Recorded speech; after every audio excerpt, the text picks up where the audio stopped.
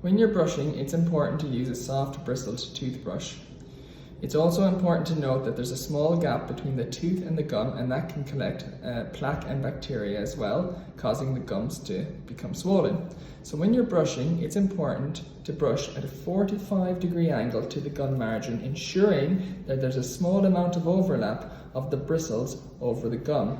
This will ensure that some of the bristles enter into the gap between the tooth and the gum.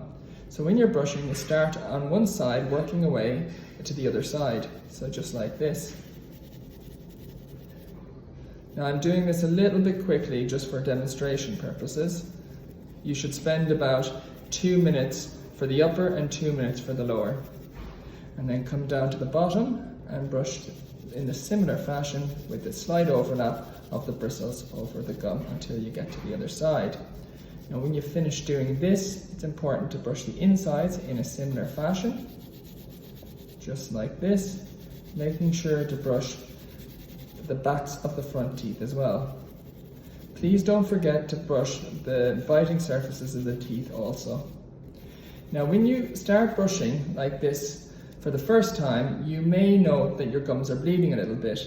This is absolutely normal, and this just suggests that the gums are a little bit infected or swollen, and this should subside after approximately 3 to 4 weeks. It's also important to note that it doesn't really matter if you use a manual or electric toothbrush. What is important is using the angles with the bristles and ensuring that slight overlap of the bristles over the gum.